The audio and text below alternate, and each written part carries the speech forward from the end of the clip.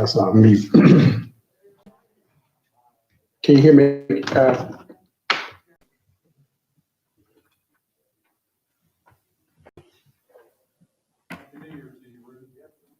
to you. Thank you. Happy New Year to you as well. Hope you had a good, refreshing holiday. But you got through. I do not. I have not spoken with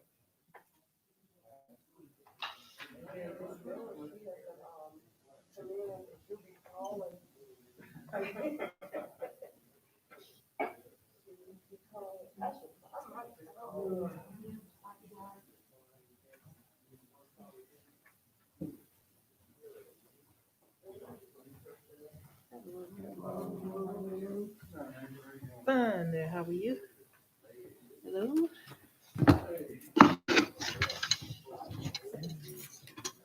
Oh, you did?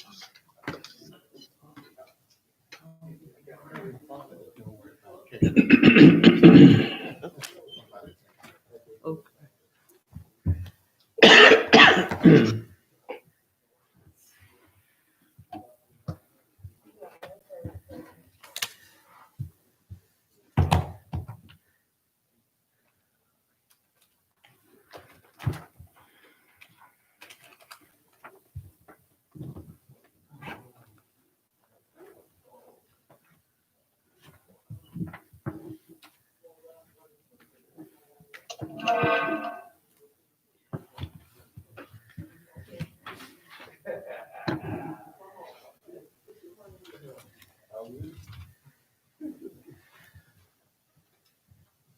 Hello there. Happy New Year to you too. I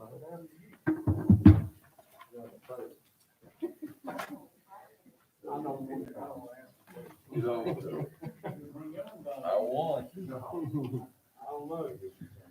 You got to see that first.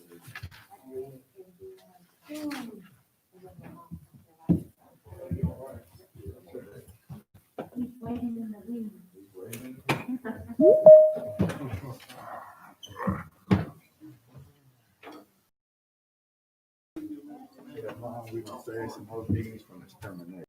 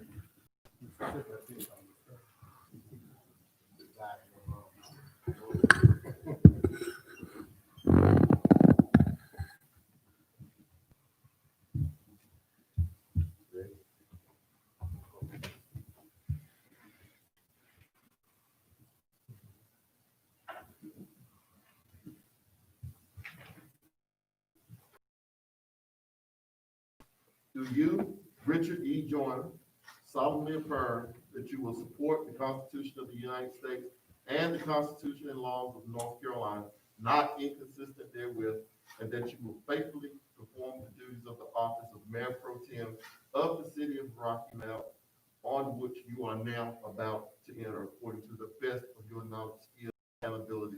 So help you God. Congratulations.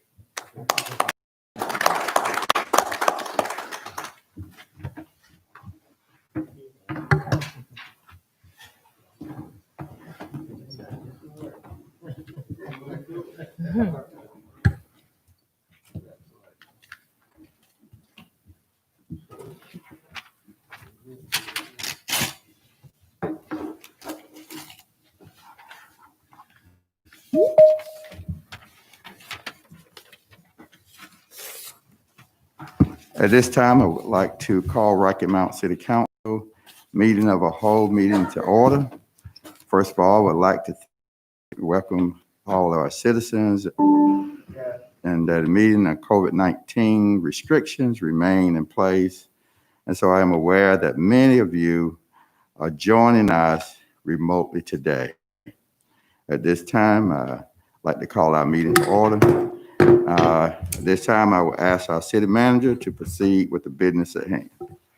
Thank you, sir. Mr. Mayor Pro Tem and members of council. Today we have somewhat of a lengthy agenda, but we will begin with a presentation from Dr. Jim Johnson concerning the Community Land Trust update. Council may recall that Dr. Johnson and Ms. Bonds was here back in December and introducing the concept of a community land trust, and you requested an update for this particular meeting. So with that, I will turn it over to Dr. Johnson and Ms. Bonds. Thank you very much, Madam City Manager. Professor Jeannie Milliken Bonds is going to take the lead in our presentation this afternoon, so I'll turn it over to her.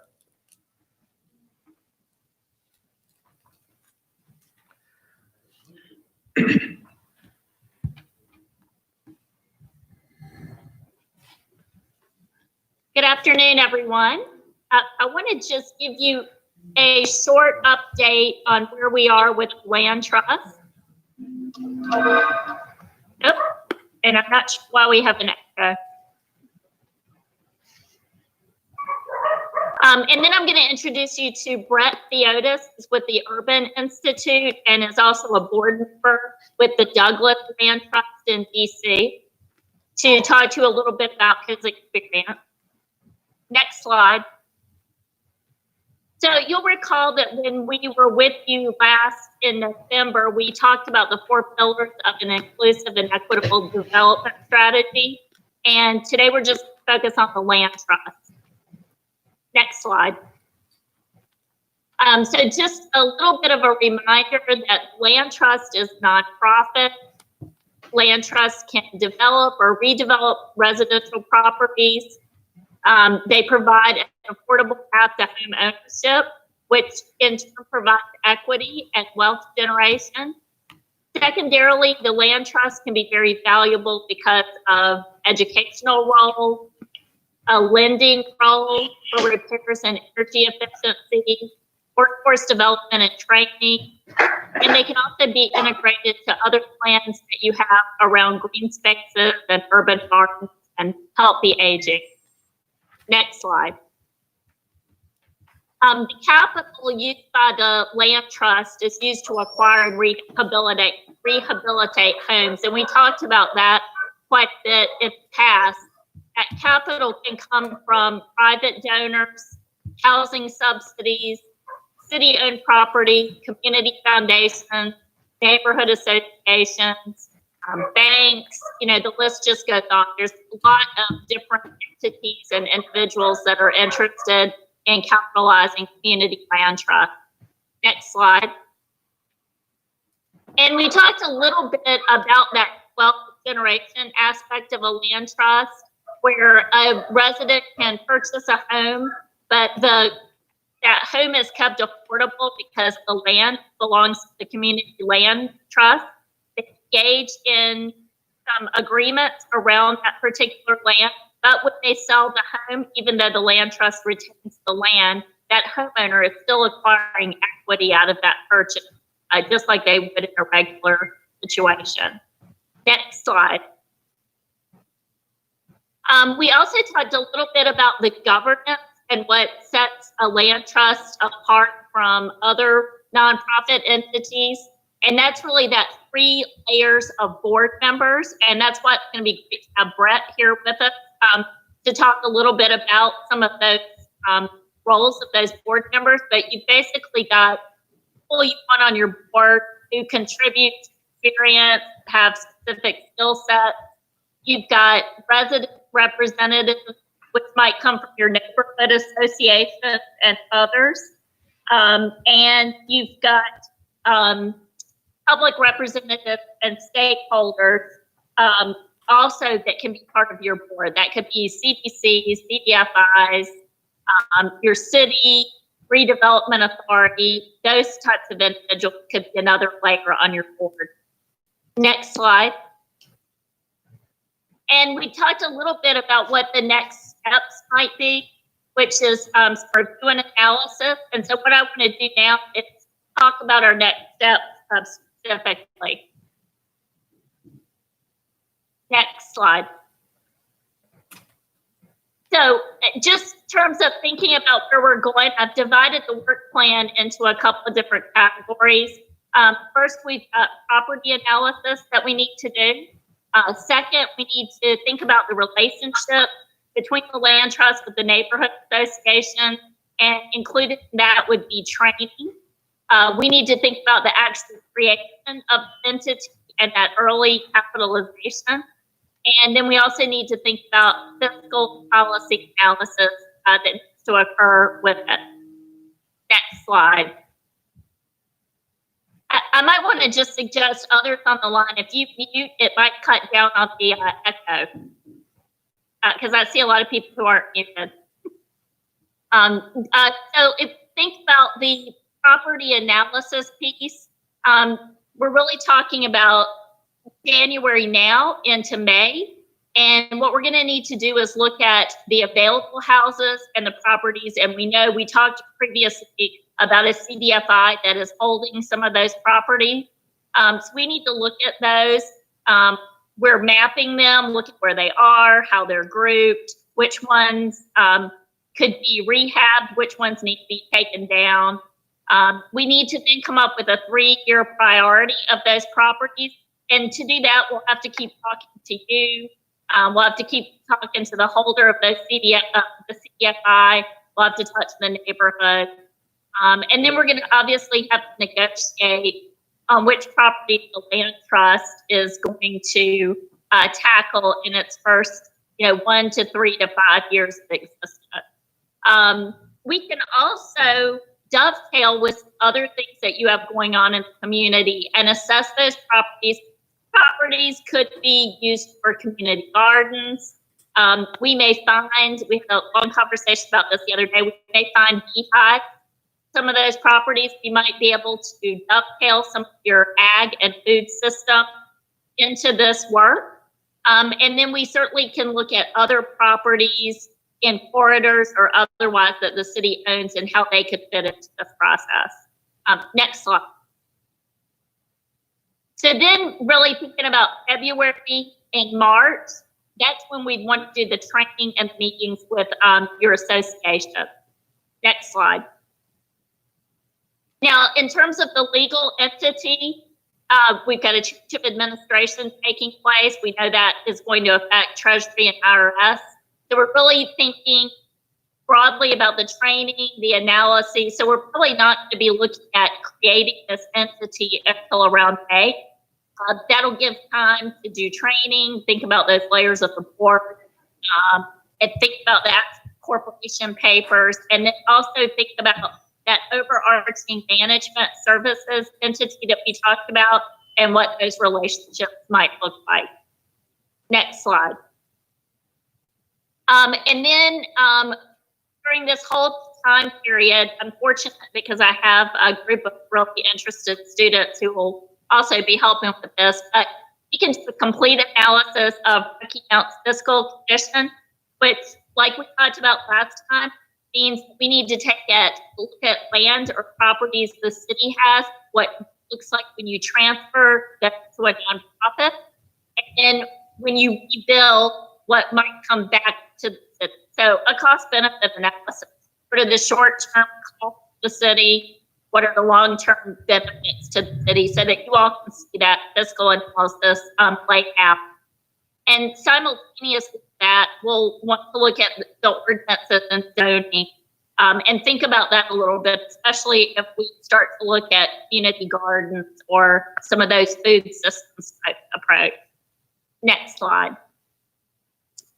And with that, that's just a little overview and kind of where we are and what we want to do. I want to introduce you to Brett Theotis. I've worked with him in the past. He works with the Urban Institute. But the reason for joining us today is because he's on the board of the Douglas Community Land Trust in Washington, D.C., and has been where we are at this point in terms of starting to establish one. I'm just going to ask him to give you a little background and overview, and then I think it'll be helpful for you to be able to ask both of these questions. So, Brett, welcome to Rocky Mountain. Thank you for joining us. Thank you so much, and happy to be with everybody. Happy to share. As was mentioned, I'm a senior fellow at the Urban Institute, DC-based research organization. Have been studying community land trusts for several years, actually, as part of my research portfolio, and trying to understand how they function in terms of the benefits they might produce for the people who live there. And in specific, I've been looking at how much affordability they do or don't preserve.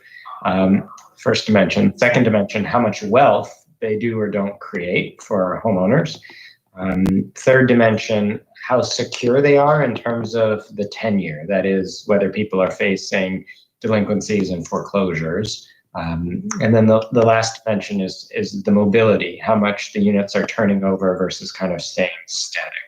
So we've produced a number of research studies, case studies, as well as impact analyses of the programs and how they do. So happy to go into some of the more specifics if you're interested in terms of the research. But that motivated me, based on what I learned about the sector, which was largely positive, to see about how we could kick one off. And so I was on an equitable development planning committee for something that is going to be a big park in DC that is going to span the Anacostia River, the Anacostia River Park, or Bridge Park, on the 11th Street, where a former freeway used to be. They are keeping the pylons and going to build it. And there was concerns emerging that that gentrification pressures would be really acute after this big civic investment.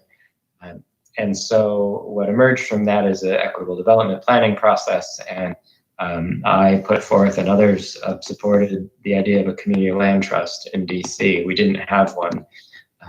And fast forward a couple of years, we got an investment from a corporate sponsor of $3 million as part of an acquisition fund to bring properties online. I joined as a founding member of the board. We were able to hire an executive director and become our own independent nonprofit organization after having sat under a different organization to incubate.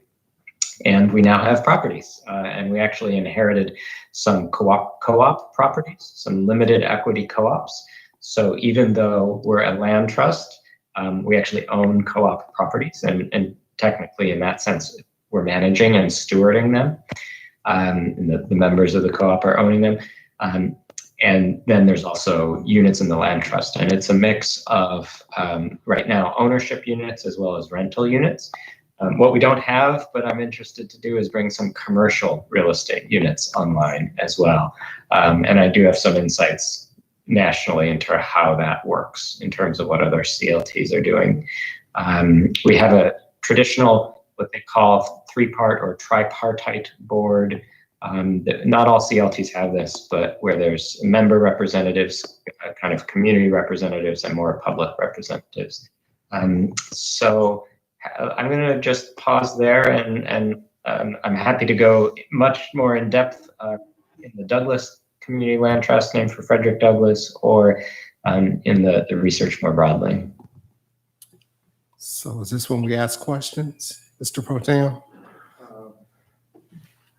Jim, this is where you want to receive questions? Yeah, I think we'd love for you to ask questions, but I might want Brett to just a little bit about the perspective from the individuals who purchase homes. Sure. I'll draw on the Douglas Community Land Trust as well as I have done research, including qualitative work with homeowners. Shared equity is a fascinating thing. Land trusts are a fascinating thing.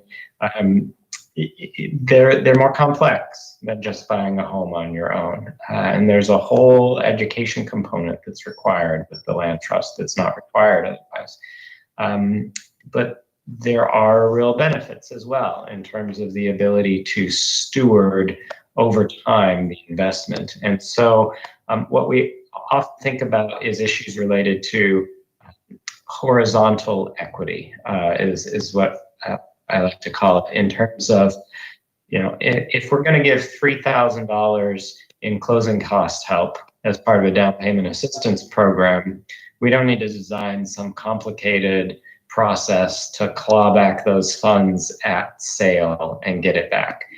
But if we're going to invest $100,000, well, let alone more, then we might want to think about recouping some of that investment so that we don't just help the first homeowner, but we help the second homeowner who is equally as needy and just as well situated in terms of everything we want to be helping, as was the first. And so all that to say, in my experience, there's a couple of dimensions that are the kind of people that are going to participate well in a community land trust. And the first is they're people who have a kind of pay it forward kind of approach to life and understand that I was given this benefit and I'm able to take advantage of it, but I want the next person to be able to take advantage from it too.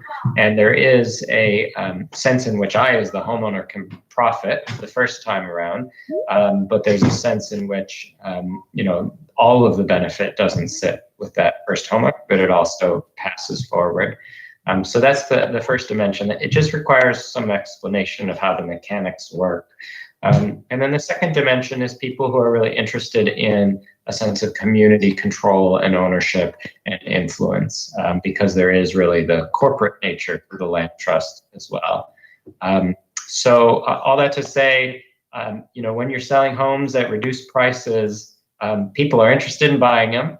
So in my sense, in my experience, there have not been a shortage of demand for land trust homes. But there is an education process that goes along with it to make sure that people know what they're getting into.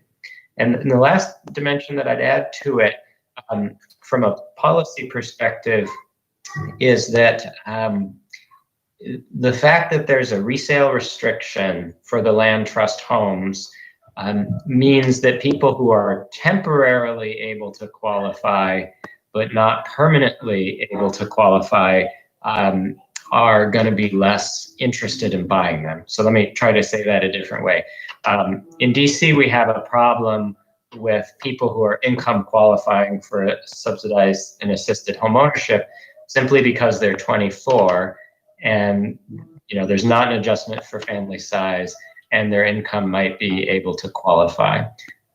Well, being 24 and earning $40,000 a year in DC is very different than being 50 and having 3 dependent children and earning $40,000, and that being your kind of income trajectory rather than your current station. And so just one nice dimension about the land trust is if you're able to inherit money from the bank of mom and dad, if you're going to be having more income, 5 years from now than you do right now, you might just wait and buy a home outright on the market.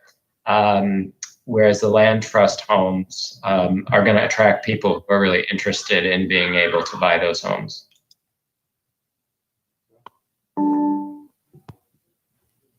Mr. Blackwell. Thank you.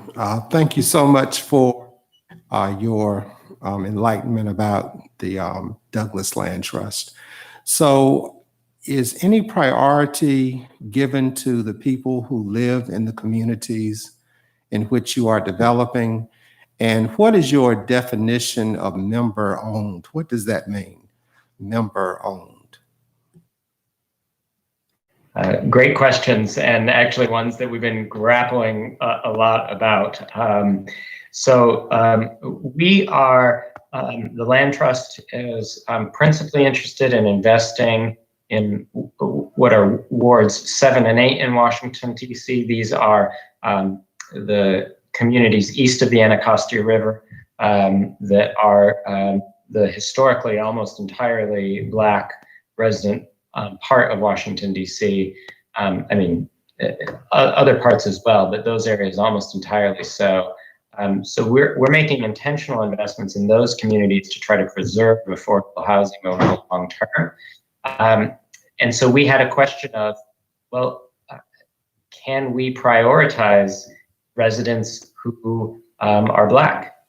Or can we prioritize residents who have been living in the community a long time? Because those are the residents we're intending to preserve housing for, versus if somebody just moved into the area as a 24-year-old and managed to qualify on the basis of his income, would they be able to get the properties as well? And so we've been looking into fair housing law and the like, and where we're at the moment seems to be that we're not able to target homes on the basis of race to certain people, even if we want to do it for good reasons. But we are able to do proactive outreach to churches in the area or to community-based organizations in the area, and they can help be a dissemination vehicle. So there's ways like that to get the word out, even though it's not so much limiting, can apply to benefit from the homes. And then in terms of member-owned or controlled, the way the land trust works traditionally for home ownership is the land trust owns the land and the homeowner owns the improvements on the land, the building, the structures. That may sound complicated, but it's pretty simple contractually. But the land trust itself is actually governed by all the people who are members of the land trust, and then they elect the board. And so it is actually a democratic process that means that the land trust owns the land and the owner owns the improvements, but also the owners in a shared sense are the ones managing and governing the organization. So in a membership organization, are there more members than the board of directors? Who qualifies for membership? Can a person pay into a membership, or is a membership determined by location because you're targeting a particular area? Who makes that determination of what member means? Great question. Great question. That would be up to the organization and its founding, directors to say who a member could be. But yes, absolutely. So membership is bigger than the board. It really would be everyone living in the homes as a primary member. But you can have a different class of members that is also community representatives or interested people. And if with the Douglas Community Land Trust, we require people to pay $20. We require them to have an affiliation with the communities that we're seeking to invest in, whether that's work or live or worship.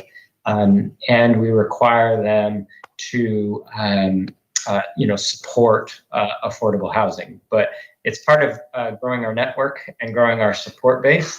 So we do have a broader membership than just the residents, and then the residents is broader than is the board of directors. Thank you. But sorry, last comment. The different CLTs have set slightly different definitions about to live in the neighborhood, or it has to be this big, you have to live in the city. So there's some flexibility there that you all can decide on.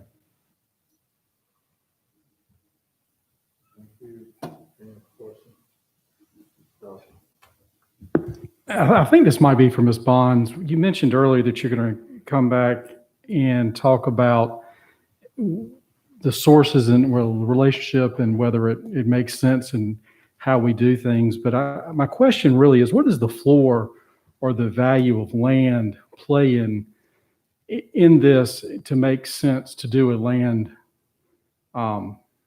trust that you're discussing? Because typically in Rocky Mount, I would imagine compared to DC, our land value is less than in DC.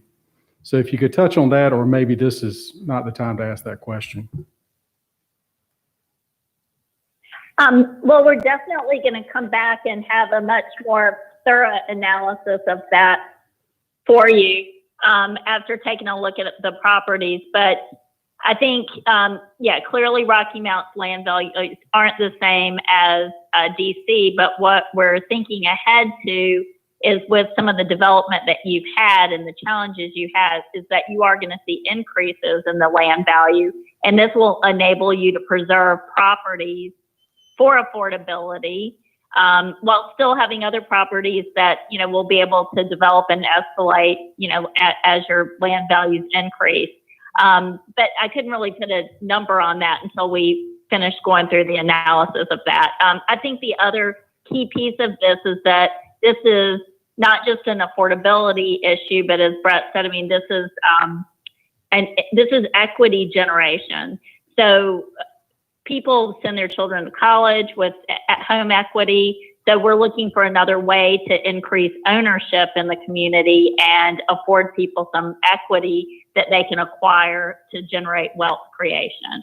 And that combined with the training opportunity as well as the diverse business supplier chain piece of this, I think is equally as important as the land value.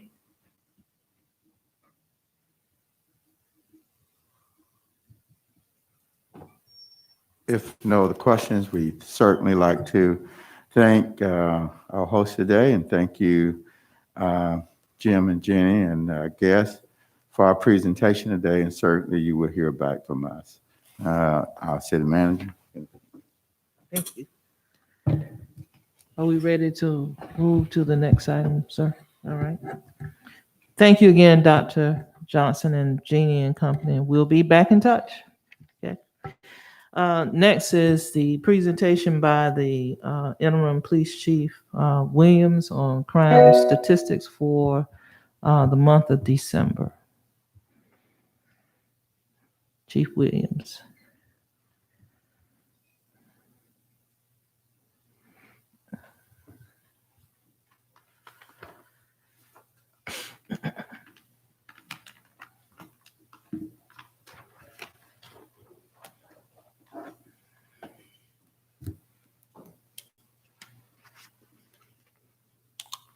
Thanks, sir.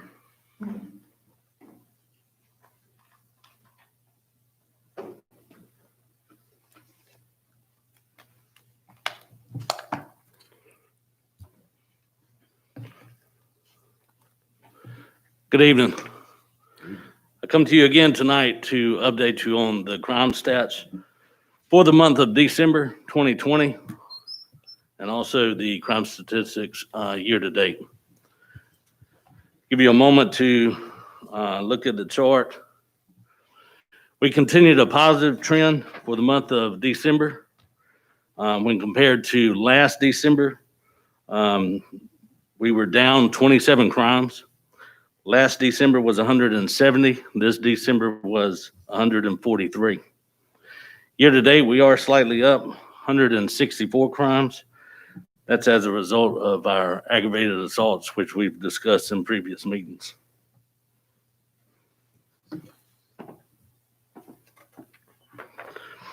Next slide is a breakdown. It shows murder, aggravated assaults, and shooting in occupied buildings or vehicles. We had 14 victims that were injured, 5 victims without injuries, and for a total of 19 total victims.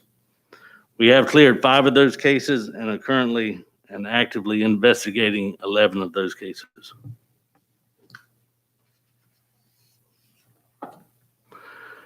Next slide shows you aggravated assault investigations. We did have 17 aggravated assault cases. One positive out of this slide is we only have 1 case that was multiple victims, and we've talked about in the past shooting into occupied property being houses and vehicles. multiple victims, but this month we only experienced one case that was multiple victims. Another positive out of this is 8 of these crimes did not involve a gun. So again, we've talked about weapons being used in aggravated assaults. However, 8 of these crimes were non-gun related. Next slide is shots fired calls. That's been a topic that we have discussed at length during the recent meetings. Our officers responded to 116 shots fired calls month of December. We were able to collect 129 shell casings from these calls. And we also seized 439 guns year to date. That's approximately 100 more guns than we seized last year at this time. So while we have seen an increase in the aggravated assaults, our officers are stepping up their game, and we have seized a lot more firearms this year than in the past.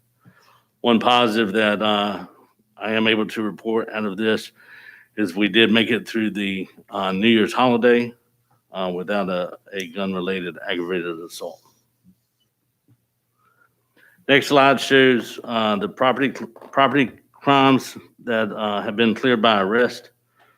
Most of those are as a result of shoplifting, larcenies.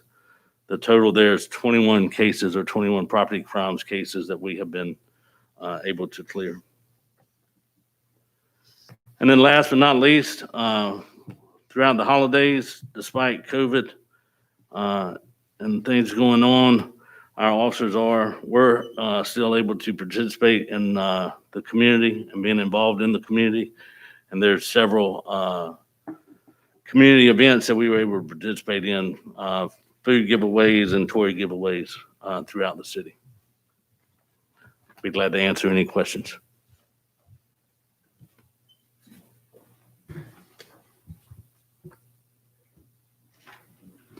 Could you, and thank you for this presentation. Yes, sir.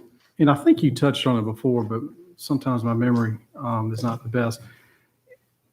With our police officers vacancies, where do we stand? I think you touched on it. We have about 20 vacancies in the department at this time.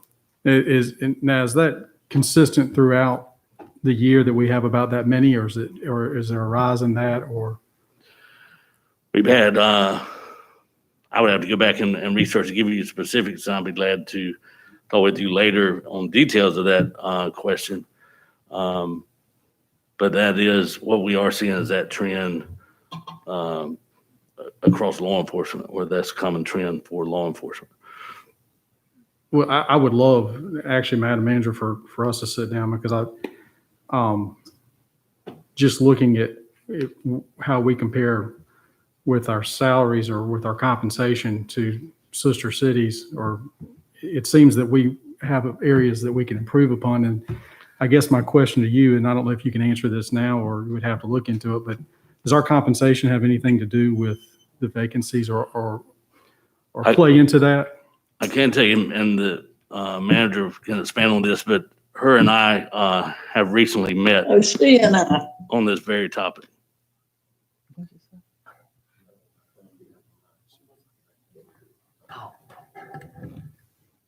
Could you repeat that, Chief? I was letting them know that you and I met recently, about a week ago, and discussed this very topic. So I don't know if you can expand on that. Sure, I'll be happy to. So, in talking with Chief Williams and I think it was Chief Elton, Robinson. Chief Robinson, Yes. as well, we discussed that to get a sense of whether or not we were behind in some way. The good news is we're not. Actually, what we have learned, however, is that because the sheriff can give someone a position right on the spot, who is coming out of the academy, as opposed to going through the processes that we take a person through, that can be challenging. However, in time, and in a very short time, those individuals will migrate to the city of Rocky Mount. So there is a shell game, if you will, that is played, but there's nothing about our compensation package that causes us to be overly concerned about people leaving the organization. So, we might be challenged in terms of other jurisdictions who, for example, may offer take-home vehicles. However, take-home vehicles are a very costly benefit, which the city of Rocky Mount has not, and even today cannot afford to provide every officer with a vehicle. So, but for the most part, it's not an issue that is keeping us from recruiting and retaining people. I think really it's the environment of law enforcement these days. It may not be the most attractive profession at the moment. However, we're hoping that the biggest, best, and brightest recruits are coming through our processes, and I think very soon we'll be able to put some of those academy participants actually on the street. Follow up. This is more of a concern.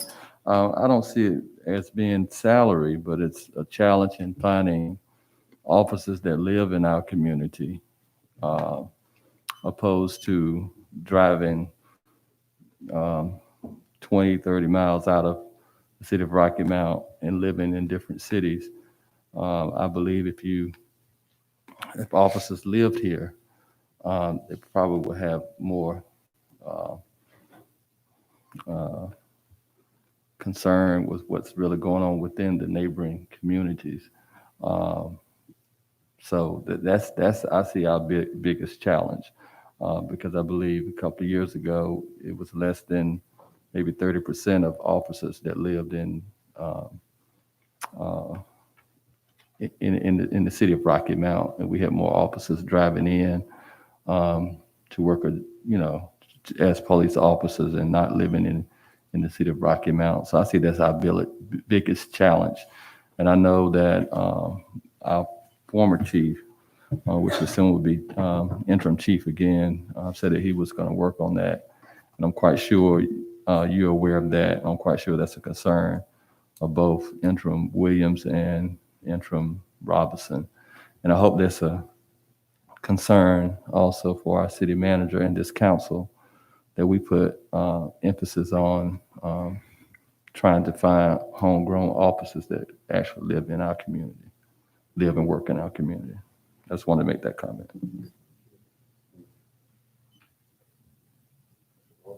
I appreciate that too, Councilman Knight. I think that gives us an opportunity to see if there's any room, maybe not for salary, but room for some community-based residential opportunity for incentives to be provided for our law enforcement agency. If we have any type, I'm not sure where we stand with that. I know we said salaries are fine, but any type of incentives we can provide for officers that are willing to live into our communities and sit within the city limits. A follow-up to my question, Councilman Knight, I agree with you, and I think that would be great. And I don't know those numbers like you do, because obviously that was presented some time back. But just looking over, Madam Manager, comparing, because you can pull up Wilson's salaries, and we're anywhere between 8 and 15% behind on the midpoint. And so that's where my question is coming from. And I hear you on the salary piece, but the 12 and 15% appears significant to me. So I hope we can look into it.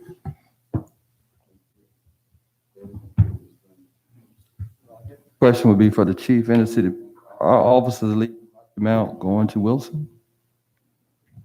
We've only had one recent leave us and go to Wilson that I know of. Okay, that's what I thought. Thank you. And we also recruit people from Wilson and other surrounding communities. So there are a variety of reasons, I suppose, why people end up working where where it is that they work. Going back to Councilman Walker's comment, though, if I'm not mistaken, and Chief Williams, you will have to help me with this, but I do believe there are housing incentives that are offered for the officers who live within the city and maybe even in certain neighborhoods. That's correct. We have several apartment complexes in the city that offer the officers a discounted rate. And in exchange for that, that officer provides a service to that complex, being general security and things like that for that complex. We've also had in the past the Officer Next Door program, which takes a house in the community and provides that for the officer. Again, going back to a community-based police officer. And Madam Manager, in our meeting, I know you discussed with us future plans of housing for first responders, teachers, things like that was definitely on your radar. So I know we're headed in that direction, same line of thinking. Thank you so much, Chief Williams, for your report. Thank you for your hard work. Thank you. Thank you, sir. And thank you also, Chief, for your service as the interim chief during this period. Thank you for the opportunity. Certainly. Yes, sir. If we're ready to move on, then the next agenda item, Mayor Pro Tem and members of council, will be presented by Cornelia McGee, who is the Community Development Administrator. This is another housekeeping step in our consolidated annual performance evaluation report that must be submitted to HUD at the end of this month. So Ms. McGee is here to make the presentation in terms of what is in the report. You will see again at the next meeting in January requesting council's approval to submit the report to HUD as a requirement.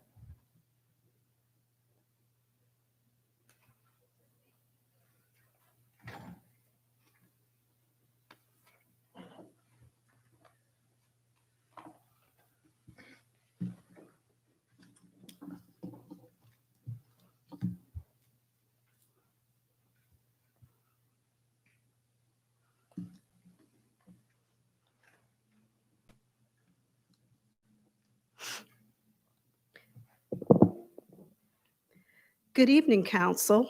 My name is Cornelia McGee, Community Development Administrator for the Department of Community and Business Development. This evening, I'm presenting the Consolidated Annual Performance and Evaluation Report Overview, also referenced as the CAPER, for program year 2019. The program fiscal year 2019 CAPER details project accomplishments and expenditures throughout the second program year of the 2018 to 2021 three-year consolidated plan. The CAPER details use of funds and progress towards meeting goals and objectives. The CAPER is normally due within 90 days of the end of the fiscal year.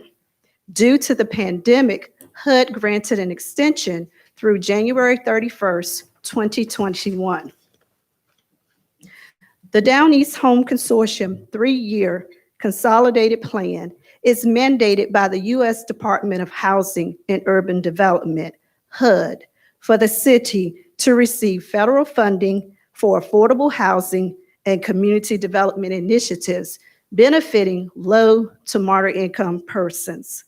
The plan assesses the city's affordable housing and community development needs and housing markets, as well as describe the actions the city will take to implement strategies for affordable housing and community development.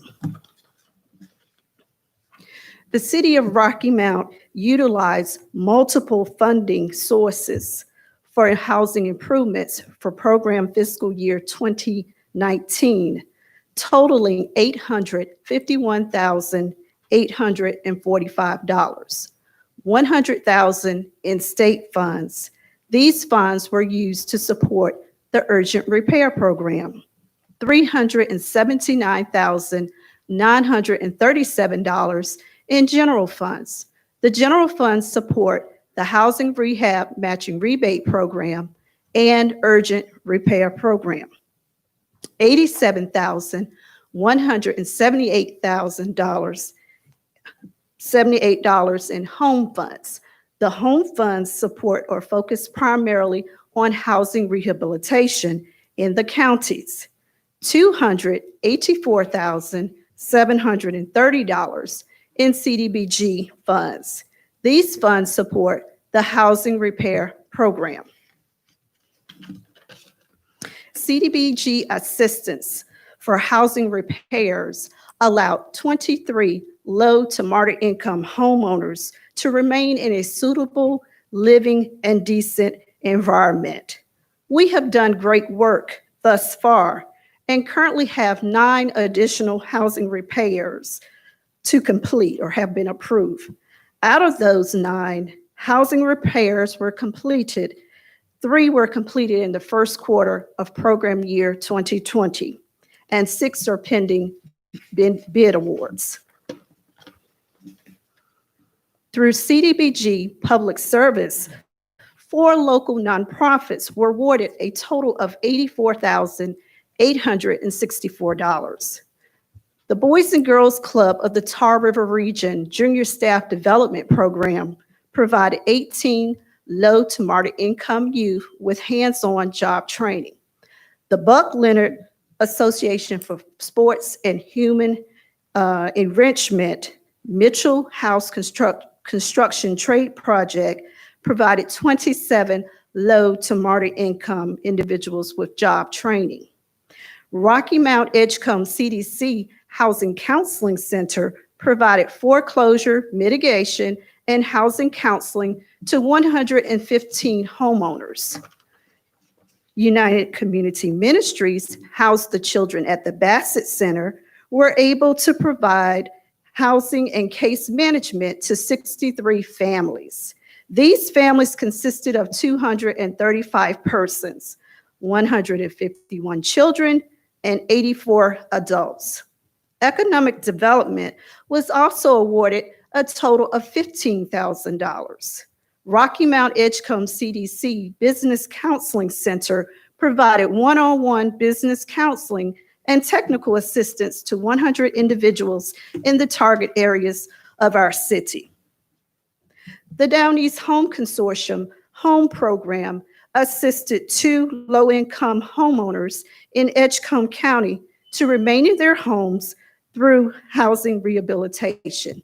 Additionally, home funds supported an affordable housing, rental housing development at Ravenwood Crossing. 80 units were completed. Home funds assisted with the construction of 10 of the 80 units. The general funds was used to support the urgent repair program. 19 urgent repairs were completed for very low to very low income homeowners.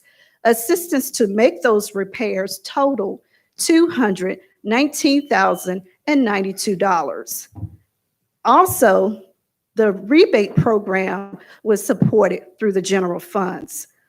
32 housing rehab matching rebates were completed. Assistance to support the housing rehab matching rebate program totaled $260,845. In addition, the City of Rocky Mount General Fund supported United Community Ministries Community Shelter Program with $20,000. The shelter provided 63 beds for 179 people. We are so excited about the work that was completed in program fiscal year 2019. We ended the year with total housing improvement assistance totaling $851,845. That included renovations of 76 total houses, and total public services were funded $84,864. 395 people were assisted through our local nonprofits. The CAPER requires citizens' participation. The community has a 15-day comment period. Oral or written comments are accepted. Notices were published in the local newspaper as well as on the department website on January 6, 2021. Public review and a comment period started on yesterday, January 10th, and will continue until January 25th, 2021. City Council's approval and adoption is requested on January 25th, 2021. Submittal to HUD on January 27th, 2021. I do thank you for your time, and are there any questions at this time?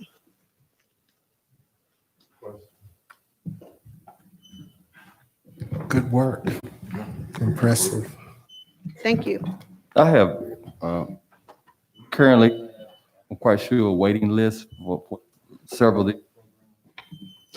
Yes, sir. So the housing repair program that you're referring to does have a waiting list. We are starting to reach out to those homeowners as we speak. There are a total of 19 residents that are on that waiting list. In addition, I just want to mention the fact that we also have roughly about 5 bid packages out right now to bid on 30 homes. And 20 of those 30 homes are housing repairs. The reason why I'm asking is because we see a lot of our constituents throughout the city. And one of the things they mentioned about the process, and I know that with HUD and the regulation, it can make it a very lengthy process, but what could your staff do, or your office do to help speed up that process, if possible? Or what could the council do in order to make that process a little bit more smoother than normal?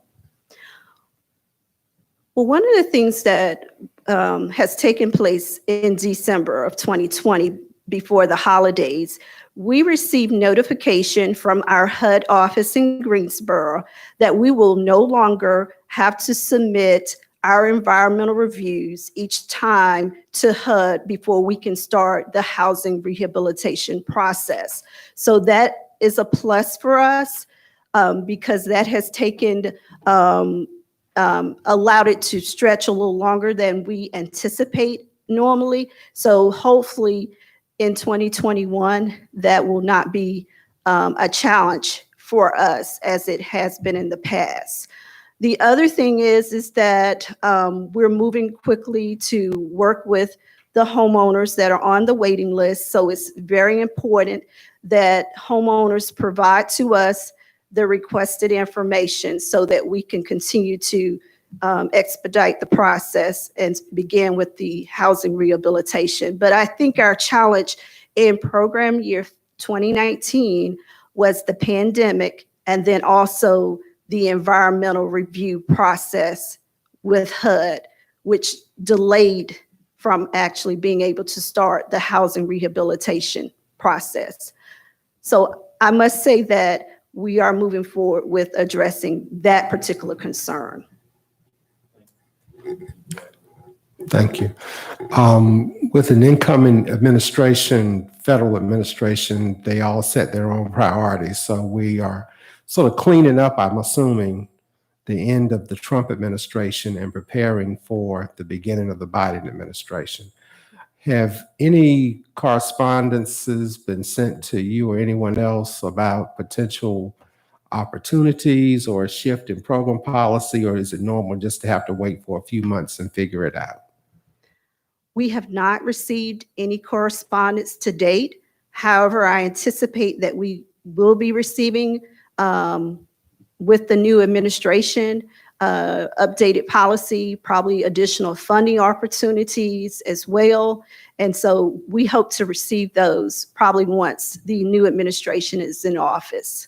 And are we prepared with staffing? What do our staffing look like in anticipation of perhaps a ticked up activity?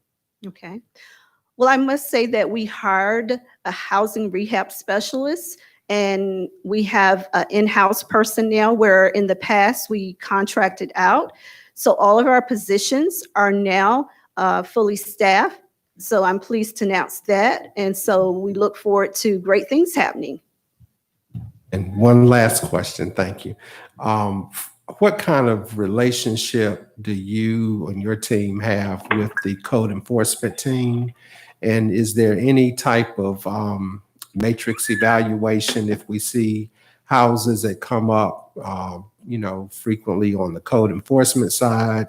Are we able to help mitigate perhaps some of that with outreaching to some of our applicants to see if they're on that list, or any possibility of, developing in advance some way to help people if they're trying to stay in their homes but don't have resources to keep them up to par?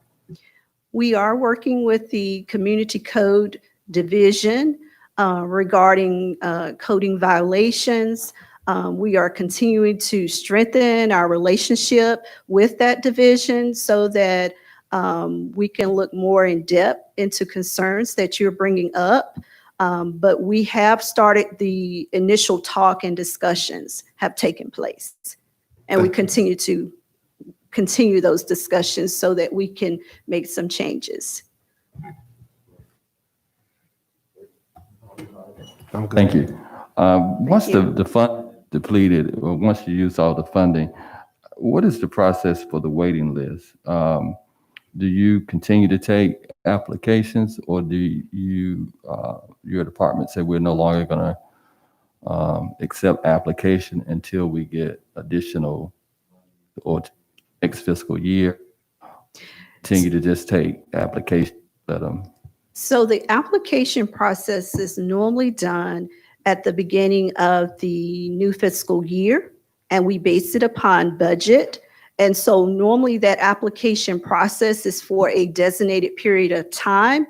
And so in some instances, if we see that the program application process, we've had a great turnout, it looks like we're going to be getting close to our capacity, then we will at that time close the program out. And sometimes there's a waiting list, and those applicants are advised that when funding comes available, that they will be the first to be contacted. So yes, we do have a budget that we look at on a fiscal year basis. We make a determination as to how many houses we can assist each year. And then when we're at that capacity level, then a recommendation is made that we should either one, close the program, or to see if we're able to get additional funding. So a request would then be made to the manager's office. So right now we only have one program that has a waiting list, and that's the housing repair program at this point. But all of the programs presently are closed. We do try to network with other funding sources in the community that may be able to assist that homeowner with the housing repairs. But we do try to make sure that our program is structured so that we look at for as our capacity in determining how many homes we can assist each year. Question for the city manager. Once your staff, I guess, alerts you that there's no more money, I don't know, in the past, have you come back to us? And I don't remember, but I know these are very highly used programs, and we're glad to see that people are very interested in taking advantage of it, because that's what we want our constituents to do. And looking at our housing crisis here in Rocky Mount, but it'll be helpful, once your staff let our city manager know, city manager at some point will let us know. And see if we have additional dollars for those programs.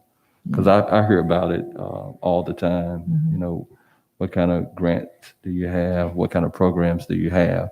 And I think a lot of us, or some of us, council members, when we are greeting and meeting our constituents throughout the city, we tell them about the program, not aware that the program, the process have closed due to the lack of funds. And so we continue to send people to you or have them to call your office. So it would be helpful to us, when the program is being closed out, that we not send people to bombard the office and, about the program. Yeah. It's somehow a way of, communication from their office to you, to us. Yes. So I was just sitting here thinking, if there has been a time, and I think maybe since my tenure, there may have been a time when the council did award additional funds. But I would say for emergency situations, then we move with haste. We don't sit around and wait for the next funding year. We do try to shuffle things around in order to accommodate that. But certainly we can do that. It's just been an issue of funding, the availability of general funds at that point to support the waiting list. But we'll be happy to do that. So much, Ms. McGee, and thank you. I've had the privilege to go out with you and your interview with residents in the community. And thank you for a great job you're doing. Thank you. Thank you. And I would just also add, I believe the department is now off of the HUD watch list. Yes. So this is a team that has worked very, very hard in righting some of the issues that we were facing very early on. So that's a lot to be proud of. I just want to say to Ms. McGee and her staff that I've gotten some good comments in reference to your help and your assistance. And so I just want to appreciate you for that as well. Thank you. All right. Thank you. Then if we're ready to move on to the next agenda item, you'll have a presentation from the Water Resources Director, Brenton Bent, regarding a natural hazards resiliency plan. This would be a new plan for the city. I won't steal Brenton's thunder because he's worked very hard. He and a steering committee on this, and so he's here to explain to you what this is about. Thank you, Manager Small-Tony. Good afternoon, Honorable Council, members of staff, and citizens of Rocky Mount. In June of last year, Manager Small-Tony created a project team to research and develop a natural hazards resiliency plan for the city of Rocky Mount. This is indeed a bold, visionary, and innovative move, and when implemented, will transform Rocky Mount into a resilient city. The North Carolina Office of Recovery and Resiliency, which is a division of the North Carolina Department of Public Safety, is supporting and encouraging North Carolina communities to better plan for natural hazards. And of course, this is consistent with the city's mission to advance community well-being, safety, and quality of life by delivering excellent municipal services. So my role this afternoon is to provide council with a brief overview of this plan, as well as to update you on our efforts so far. Resilience to natural hazards and climate change is key to a prosperous future for Rocky Mount. Over the years, the city has experienced hurricanes, ice storms, droughts, heat waves. When the city experiences a natural disaster, one of the primary goals is to recover stronger than before. A resilient Rocky Mount will allow for better planning for natural hazards. For example, a storm drain system that is adequate for today's rainfall may be overloaded in 30 years when rainfall events have intensified, and future upstream development contributes to increased runoff. A resilient Rocky Mount will bend but not break, or bounce forward rather than bounce back after a disaster. Resiliency equals strength.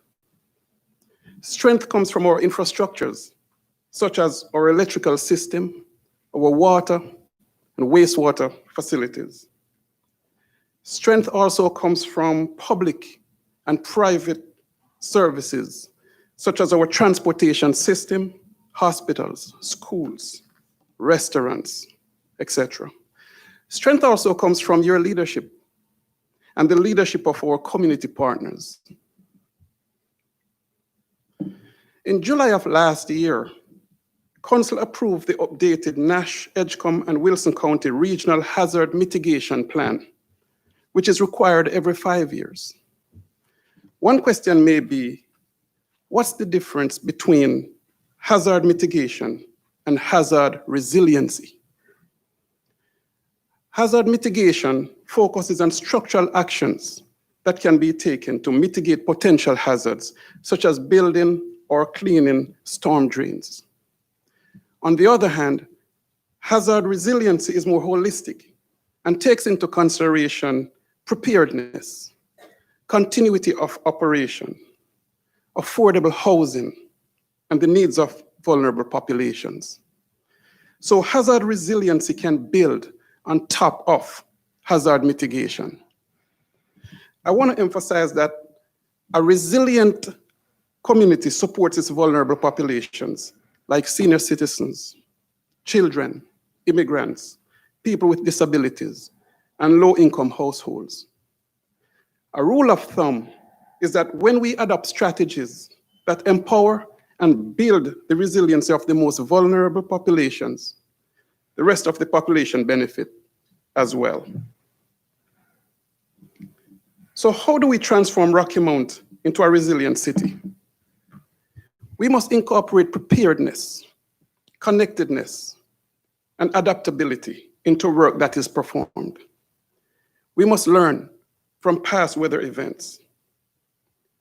In terms of connectedness, we must continue to establish or strengthen relationships with our counterparts in other communities, other municipalities. And we must establish and strengthen relationships with external organizations that may be able to provide technical assistance or even funding. We must also avoid future suffering.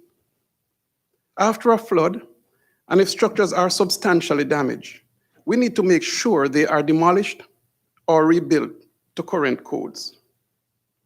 We must invest and upgrade wisely.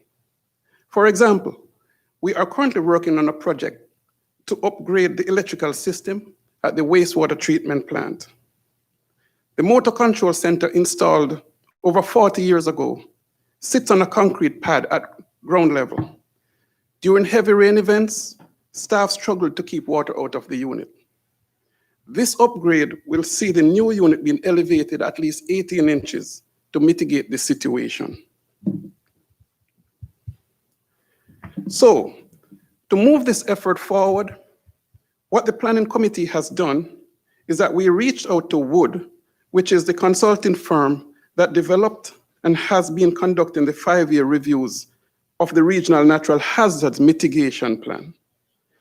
They provided us with a scope of work and fee structure that we have evaluated and determined to have met the practical applications for Rocky Mount. The proposed schedule is 13 months starting this January at a cost of $79,650. The proposed scope of work includes 7 tasks, starting with data collection. The proposed fee took into consideration that a fair amount of data used during the mitigation study can be reused with updates, of course, for the resiliency study. Data will be collected on critical infrastructures, historic properties, local growth and development trends, transportation plans, local housing and development plans, and current and future land use, as well as other areas of interest. There will be 4 steering committee meetings supported by a project website where meeting materials will be housed during the planning process. There will be a strong emphasis on public engagement using surveys, flyers, social media posts, and 3 public workshops. Let me speak to the resiliency strategy development.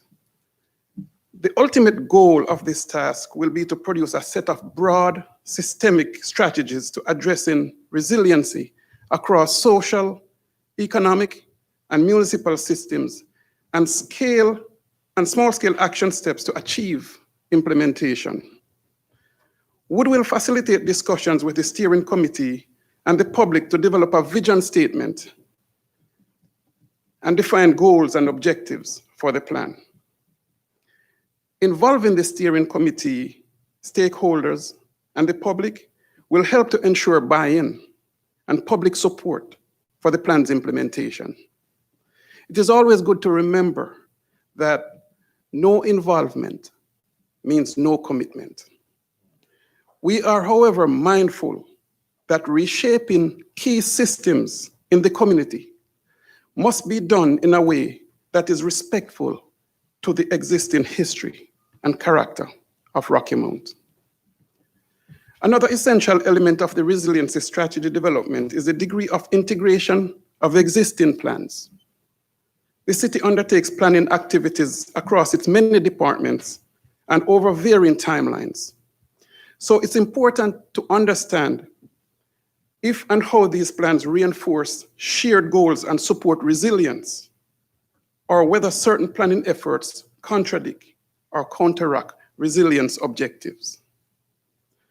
Once the draft is completed, it will be available to the steering committee for 3 weeks, and a public workshop will follow to secure feedback. The final draft will then come back before council for adoption. According to the National Academies of Science, disaster resilience is everyone's business and is a shared responsibility among citizens, the private sector, and government. Thank you for listening, and I will be happy to entertain any questions or comments at this time. Yes, sir. Thank you, Mr. Benton. So are you saying that all development throughout the city will come through before it's approved from the planning board, will come through a resiliency filter? Mr. Related to, I'm thinking, you stated about, let me see, communicate with the public about hazards and resilience. You said something about floodplain existing and future development. So are we doing developments right now in floodplains or flood zones, or what will change? What will change? So the idea behind the resiliency plan is for it to be sort of a guiding document that we can use to help to educate the public to build resiliency across the city. We do not envision that it will be another group or committee that will require approval of plans, but it will be there to serve as a guide for all those entities who want to do development. So how do you operationalize that? That's what I'd like to know. I mean, where does that pop up? How does that get communicated in actuality? If I have my property and I'm trying to do something with it, then I go to the planning department, and what happens? Yes, I would imagine that it would go to the planning department, and the planning department would also be the recipient of the resiliency plan and can refer to it as a working document and say, okay, will this fit in with the plan and objectives of making Rocky Mount a resilient city? So is there some type of overlay that's created as a result of that? I imagine once we get into the preparation of the document with the consulting group, some of these questions will more likely be addressed to make sure that it's not becoming a convoluted system, but something to, as I said, as a guiding document that will work with the other departments and all the interest of the developing the city in a systemic way. Thank you. Some I have of a us have been similar around question. long enough to remember when the floodplain maps were Chris, redone Chris, after okay. Floyd. And at that time, those maps were not to become effective for, I don't know, a year or two into the future. So that allowed people that already owned land that was in low areas to go ahead and develop it, in spite of the fact that it was in floodplains or whatever the designation was. I trust that's not going to be repeated. I know we're not talking about floodplain maps here, but.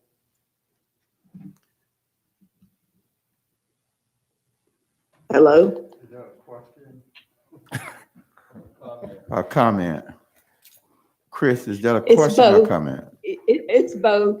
It's obviously a comment and an observation that there was a long lag between the time those new maps were developed and the time that they went into effect. And that allowed people that own land in low areas to go ahead and develop it. And I always felt sorry for the people that wound up coming in behind that and buying properties that had been built in those low areas. I think they were done a disservice. I just hope that's not to be repeated. Thank you for your comment. I know we'll take it in consideration. Mr. Knight. Yeah, I had a similar question that Mr. Blackwell had, and I wrote this down, avoid future suffering, dealing with new development. I was approached about a week and a half ago about development along the Tar River and across the Tar River. And the council, leans heavily sometimes on the planning board recommendations when they come to us, not knowing every parcel that's on a street or a certain area. And, I looked at the clearing of the property, and I was sort of amazed that we would actually allow development to go in their area when it's close to the river. And I'm quite sure once the development come into fruition and once it's completed, it's going to have some kind of impact on the neighboring homes that were not in the floodway. But now it's far as the drainage, because what we're experiencing now, even with expansion of highways on Springfield Road and when the Southern Loop near Kingston Avenue, when they put in that new infrastructure, it having an impact on existing homes and businesses, which causing them to flood. And so I don't know if we're going to treat this resilient plan, such as the LDC, if they're going to have an overlay so that we can be more mindful when it comes to us about development. I've seen a lot of development even along Zebulon Road, which I know that floods, and along Stony Creek, and people build right on, right in that area and on River Drive. So to me, it has to be something that's gonna raise a red flag to us when it comes, So I just that's more of a comment, I guess, things to be aware of, and also for this council to be aware of as well. Thank you. Thank you so much, and thank you, Mr. Brenton. Thank you for your hard work, City Manager.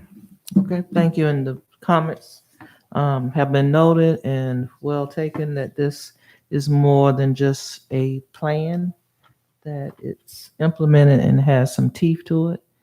And I think as we go through this process of developing the plan, how do we integrate it into our systems to ensure that people are aware of where they are buying property and even where they're attempting to build property. Because you're right, we are the ones who get the calls some 2, 3, 4, 5 years later that my backyard is disappearing and on and on and on. So This comments is well taken. another thing, it's not based, I mean, some people ask, it depends upon who the developer is, you know, what kind of money you have, that certain things allowed in certain areas.